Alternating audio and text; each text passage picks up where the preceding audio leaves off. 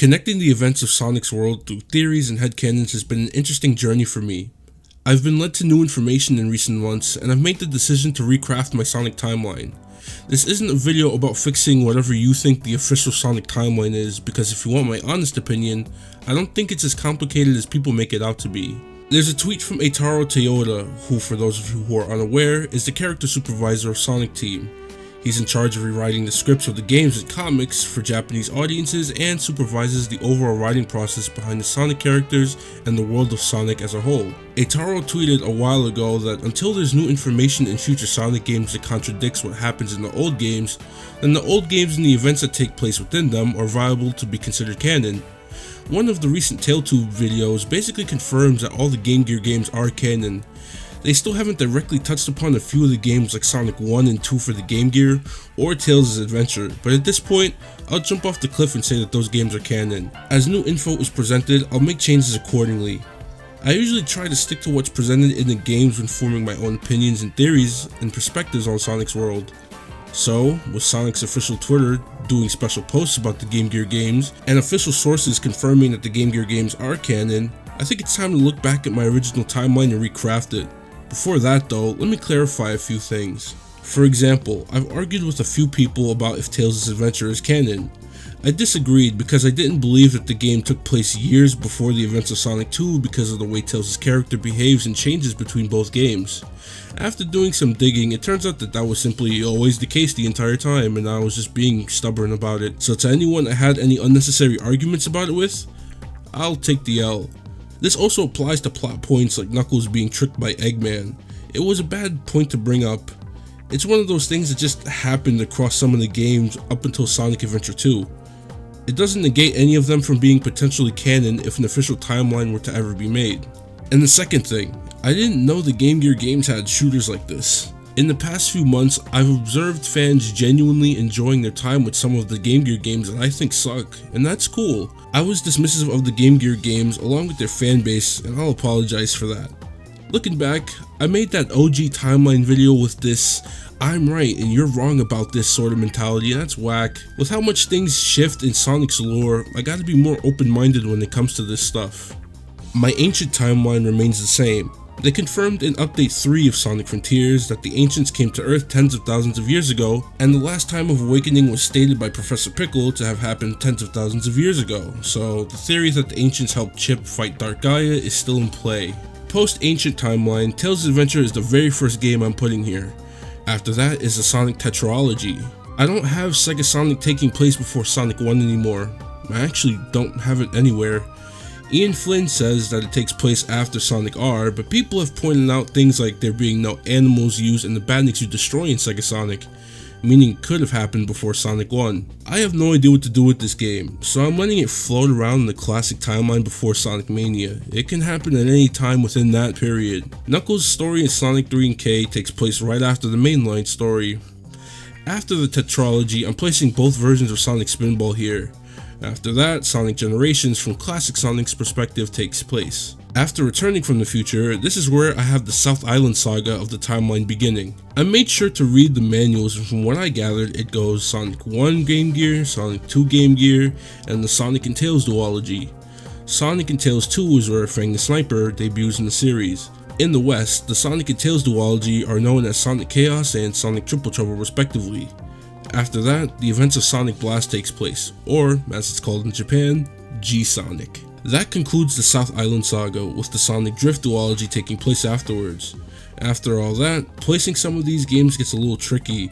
I might be misremembering, but I'm sure Ian also said that at some point, things in the Game Gear games are going to be looked at and evaluated, so things might get switched around. One of those things being whether Sonic Labyrinth and Tails Sky Patrol happen at the same time or not. I'll just keep it as both games happening at the same time until stated otherwise. Up next, I got Knuckles Chaotix, 3D Blast, and then Sonic the Fighters. Knuckles Chaotix introduces Team Chaotix, Mighty, and Ray. Espio and Fang return in Sonic the Fighters alongside the debuting Bark the Polar Bear and Bean the Duck, who go on to form Team Hooligan with Fang. The events of Sonic Mania transpire with classic Sonic's perspective of forces and Mania Encore mode all happening one after the other. As of now, Sonic Superstars is the latest adventure in the classic Sonic timeline before the events of the Sonic 4 duology. The Sonic 4 duology takes place and then there's a time skip. Someone had left a comment on my original timeline video saying that they don't believe the Sonic 4 duology should be canon, and I agreed at the moment, but then I remembered that the winter theme park level from 4 episode 2 is in the IDW comics, so that confirms that. Afterwards, the main group splits up before coming back together for the next major event in the Sonic timeline, Sonic Adventure 1. Before we cross over into the modern timeline, there's something I want to talk about with classic Sonic.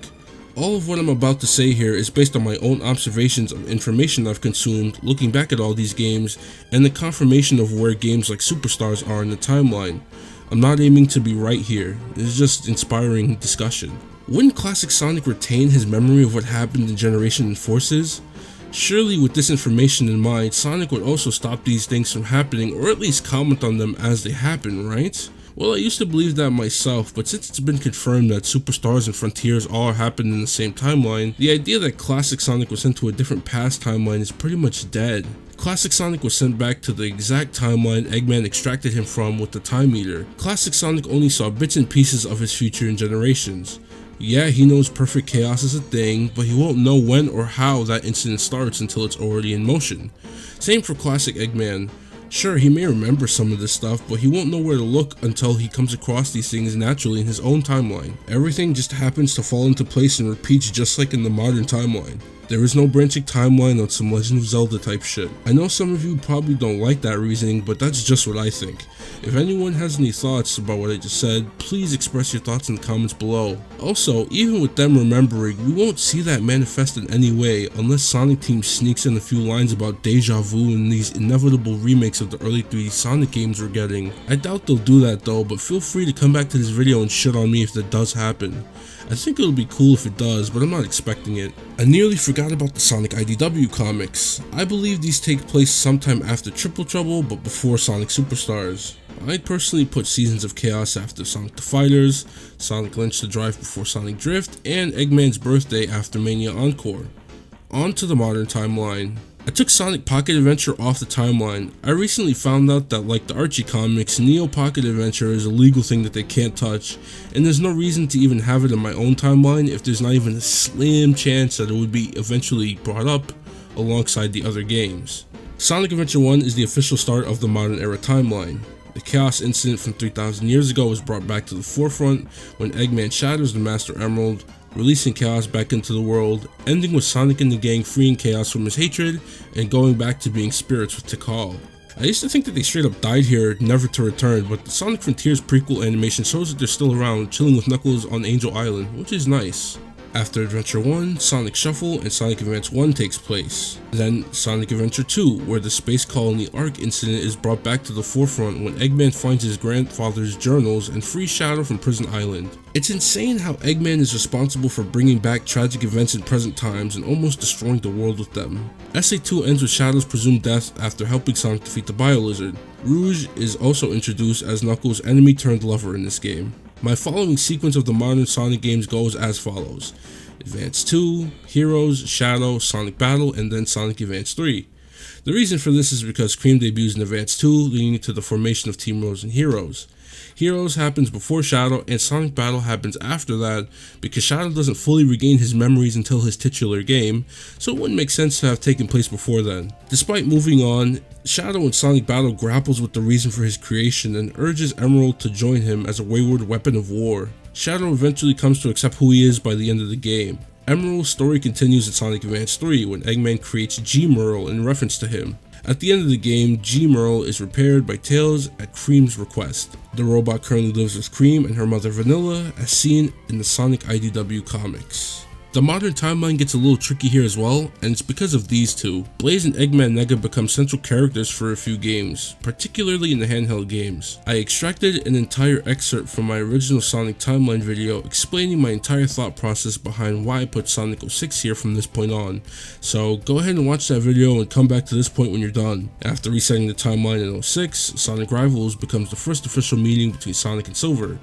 Rivals 2 happens sometimes after Rivals 1. After that is when I have Sonic Rush happening, and the reason as to why that is because Sonic and Tails don't recognize Eggman Nega in the Rivals duology, but they do by the end of Rush 1. It wouldn't make sense for them to know who he is and then randomly forget. Rush Adventure also takes place sometime after Rush 1. Sonic and the Secret Rings is next on my timeline, and I personally like to think that while Sonic was away, Eggman quickly amassed an army before the start of Sonic Unleashed.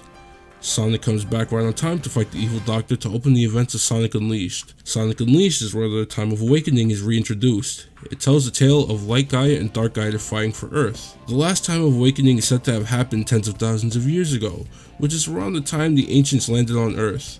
Before I forget, I'm putting Sonic Riders 1 happening before Sonic Rivals, while Zero Gravity happens after Sonic Unleashed. After Unleashed, the modern timeline becomes pretty straightforward actually. It goes Sonic Colors, specifically the DS version due to its more detailed story, Free Riders, Gens from modern Sonic's perspective, as well as Shadow's own adventure that takes place at the same time, Lost World, Forces from modern Sonic's perspective, the start of the IDW comics, and currently Sonic Frontiers. The lore after Unleashed becomes a little boring until Inferiors picks up the slack in my opinion. Colors introduce the Wisp aliens, the Deadly Six debut in Lost World, and the Phantom Ruby fiasco starts in Sonic Mania and carries over into Forces. All pieces of lore that have interesting premises but ultimately are just relegated to gameplay features, boring writing, or lack of proper execution. I'll get to that in another video. But I'm not here to talk about why I think Zavok sucks because who cares. Sonato Generations looks to add some juicy lore with Shadow. Can't wait to play that game. Sonic Frontiers is the latest adventure in the Sonic timeline. While searching for the emeralds on the Starfall Islands, Team Sonic become trapped in cyberspace, the digital library of Alexandria for the Ancients, the alien race which Chao and Chaos are originally from. The group, along with Eggman and his AI daughter Sage, defeat the primordial being known as the End, who is trying to escape imprisonment in cyberspace after wiping out the Ancients. Throughout the story of Frontiers, Tails, Amy, and Knuckles express their desires to travel around the world with Sonic's encouragement, and they set out to do so by the end of the game. As of the recording of this video, their next set of adventures is yet to be determined. I'll just put the IDW comics here again, as I imagine they'll fill in the gap and probably establish some story beats to tie into whatever the next main Sonic game is. I genuinely don't think it matters where you put any of the mobile games like Sonic Jump and Sonic Runners. I would just put them before or after whichever game they release nearest to. So for example, Sonic Jump came out in 2005?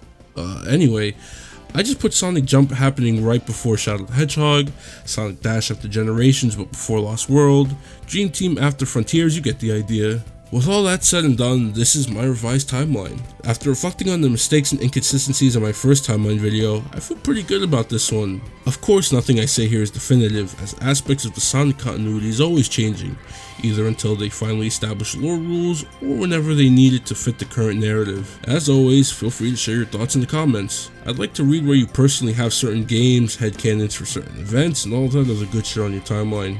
Thanks for sticking around. As usual, check the channel for more Sonic goodness. See ya.